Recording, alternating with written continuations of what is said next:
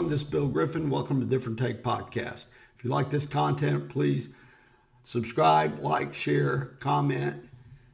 New episodes every Tuesday and Thursday. I really appreciate you watching. Today I want to talk about this concept that is in our culture, a lot of our culture. Many people believe that you are born with a certain sexual orientation or you are born transgender, that this is a given. You can't do anything about it. And that's just the way you are. I think this has a lot to do with this huge outcry about the state of Florida passing this parental rights bill for parents of children who are in public school to codify teachers from not discussing these topics with children that are under the age of 10. This is a video. It's a part of a documentary, a clip from a documentary called Born in the Wrong Body. This is done in the UK. This is something like an hour long. Here it is. So Patty, is it a secret that you want to be a girl? Actually, I don't want to be a girl. I am a girl. 7-year-olds Paddy and George have something in common. They're both transgender. They're not some circus freaks. They're normal children who are born with their own plumbing.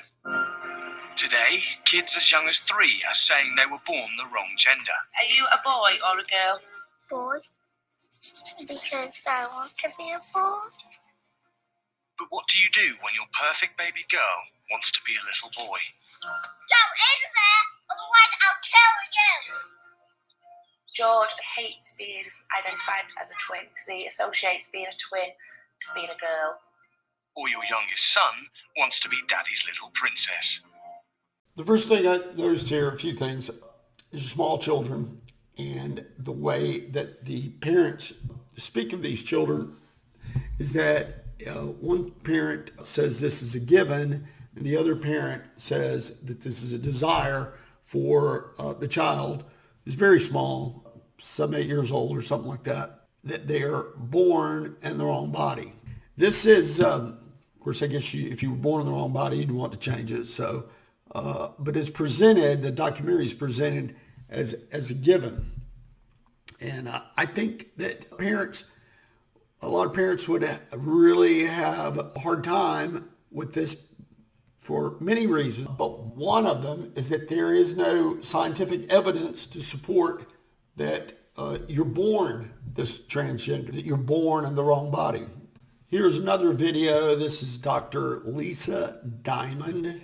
She is talking about LGBT equality. It says TED Talks. You can find this on YouTube pretty easily. LGBT equality. Lady Gaga's song, Born That Way, even became an unofficial anthem of the gay community. But there are 3 problems with the Born That Way argument.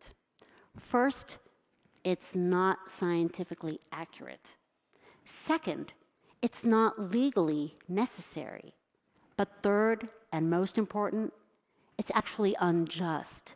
And it's time to retire that argument for LGBT. So it sounds like a reasonable thing. It could be true, but this lady says no, because there's no scientific evidence to back this up, so you shouldn't be talking about it that way because it is not a given.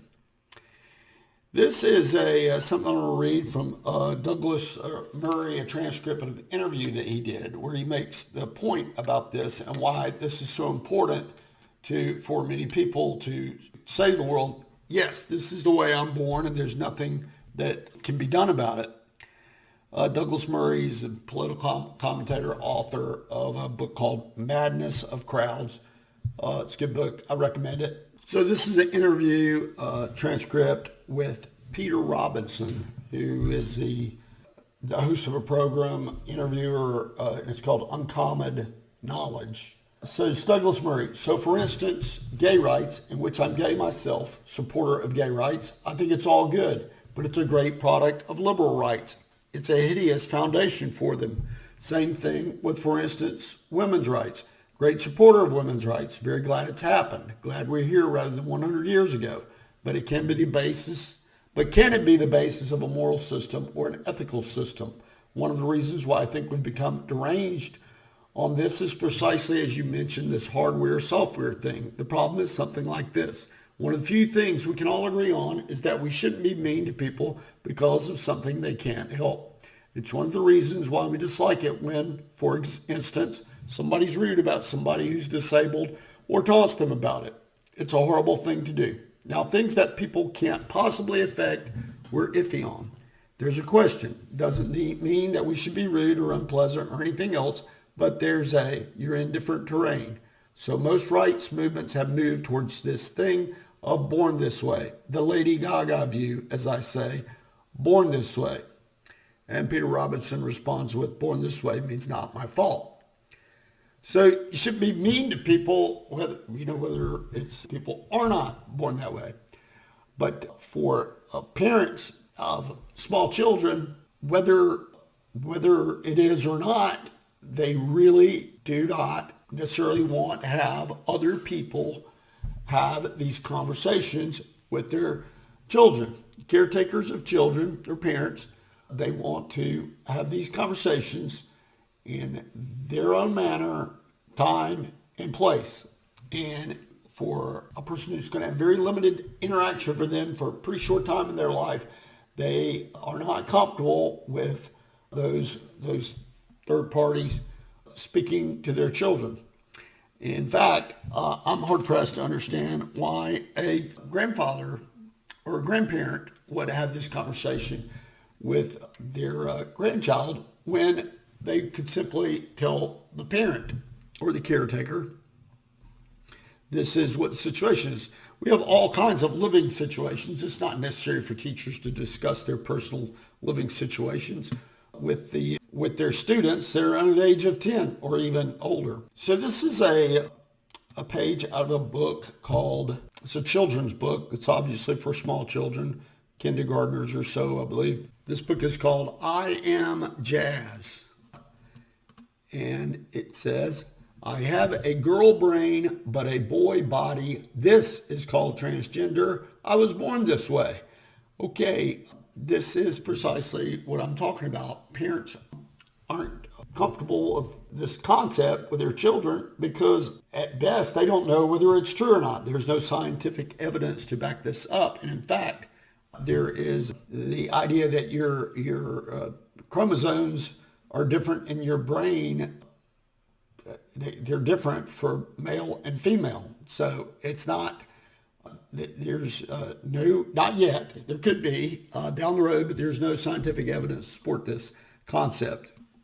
Some people call this grooming, but I don't understand what's so controversial about saying, whoa, let's let the child grow up a bit before we hit them with these concepts.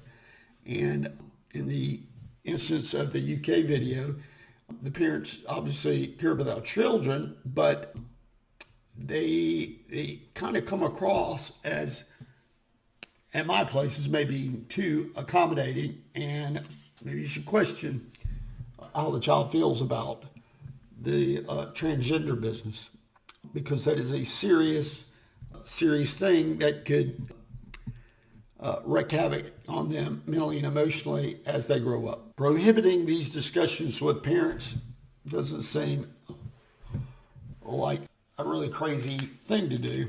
And many parents may feel this is necessary because they're being deprived, as I said, of discussing these issues with their children in their time, their manner, their place. This just doesn't seem to be very controversial.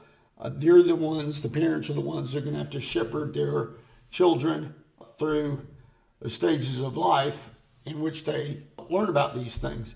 But there's no reason to be in a big hurry about this when you're less than 10 years of age. At least that seems like common sense position that many parents have. So that's my episode today. I was not aware of these. In doing research, I was not aware that there were actually children's books and documentaries about transgender children, very small children, that the parents truly believe that they were born in the wrong body and with, as the gentleman said, with the wrong plumbing. So I thank you for watching. You're watching Different Take podcast. Please subscribe, like, share, comment if you like the content. And I really appreciate you watching. Thank you.